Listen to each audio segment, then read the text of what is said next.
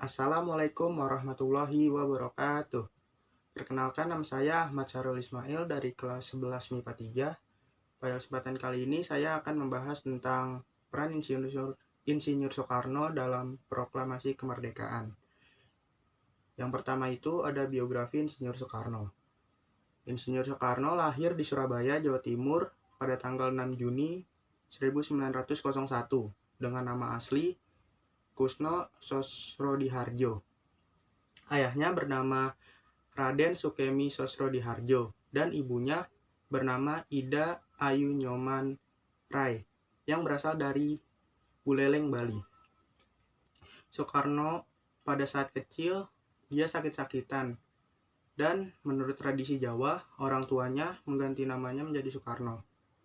Di usianya yang ke-14 tahun, Soekarno bersekolah di Hugger Burger School dan tinggal bersama teman ayahnya yang bernama Umar Said Cokro Aminoto.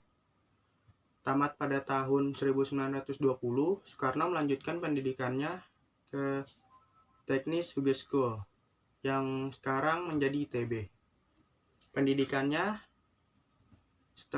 setelah lulus, Soekarno mendirikan Biro Insinyur bersama dengan Insinyur Anwari pada tahun 1926.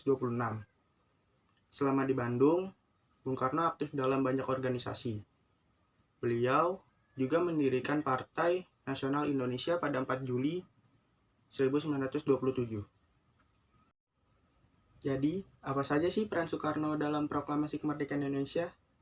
Nah, yang pertama itu, Soekarno mendirikan Algemene Study Club di Bandung pada tahun 1926, yang setahun kemudian menjadi Partai Nasional Indonesia. Akibat dari dibentuknya Partai Nasional Indonesia, Soekarno ditangkap oleh Belanda pada tahun 1929 dan dibebaskan kembali pada tahun 1931. Pada bulan Juli 1932, Soekarno bergabung dengan Partai Indonesia yang merupakan pecahan dari Partai Nasional Indonesia.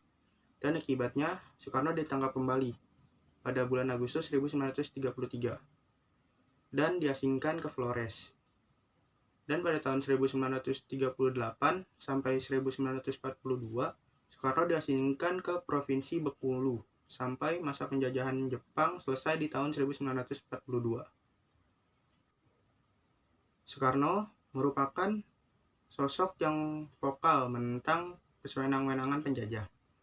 Setelah ditahan karena dituduh hendak menggulingkan kekuasaan Hindia Belanda, Soekarno dengan lantang membacakan pidato pembelaan yang ia beri judul Indonesia Menggugat pada tahun 1930.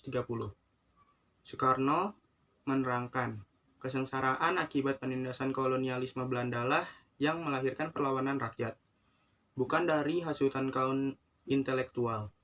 Sayangnya, pidato pembelaan ini tidak dapat membebaskan Soekarno dari ancaman Belanda. Pembelaan itu malah membuat Belanda semakin marah, hingga PNI pembentukan Soekarno dibubarkan pada bulan Juli 1930. Setelah keluar dari penjara bulan Desember 1931, Soekarno kemudian bergabung dengan Partindo pada tahun 1932 karena ia sudah tidak memiliki partai lagi dan ia kemudian didaulat sebagai pemimpin Partindo. Namun ia kembali ditangkap oleh Belanda dan kemudian diasingkan ke Flores. Badan Penyelidik Usaha Persiapan Kemerdekaan Indonesia atau BPUPKI yang dalam bahasa Jepangnya itu Dokuritsu Junbi Chosakai dibentuk pada tanggal 29 April 1945. Tujuannya bermaksud untuk mempelajari dan menyelidiki hal-hal yang penting yang berkaitan dengan segala sesuatu tentang pembentukan negara Indonesia Merdeka. Tapi sebenarnya pembentukan BPUPKI itu awalnya hanya janji Jepang agar rakyat Indonesia agar bangsa Jepang mendapat dukungan dari rakyat Indonesia dengan menjanjikan kemerdekaan pada bangsa Indonesia. Dalam sidang BPUPKI pada tanggal 1 Juni 1945, Soekarno turut mengemukakan 5 sila yang menjadi dasar negara Indonesia merdeka kelak. Insinyur Soekarno juga tergabung dalam Panitia 9 yang bertugas untuk merumuskan dasar negara. Selain itu, beliau juga terlibat dalam pembahasan mengenai Undang-Undang Dasar.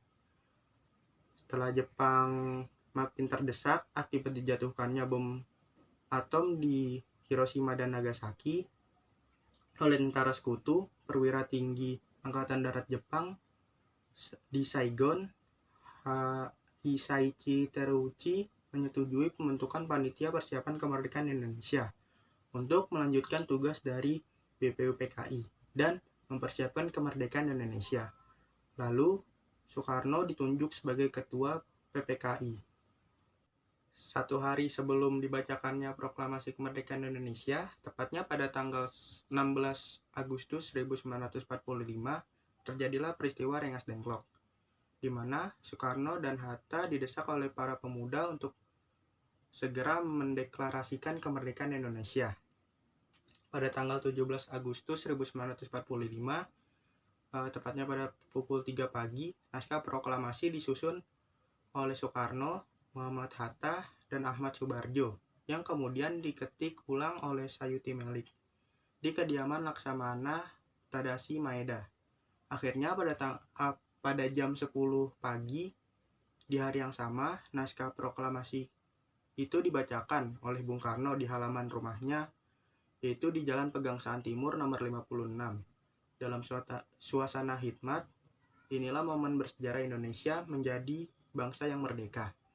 Proklamasi kemerdekaan inilah yang kemudian membawa Insinyur Soekarno bersama dengan Muhammad Hatta diangkat sebagai Presiden dan Wakil Presiden pertama Republik Indonesia dalam sejarah bangsa Indonesia. Terima kasih. Sekian dari presentasi saya. Kurang lebihnya mohon maaf. Wassalamualaikum warahmatullahi wabarakatuh.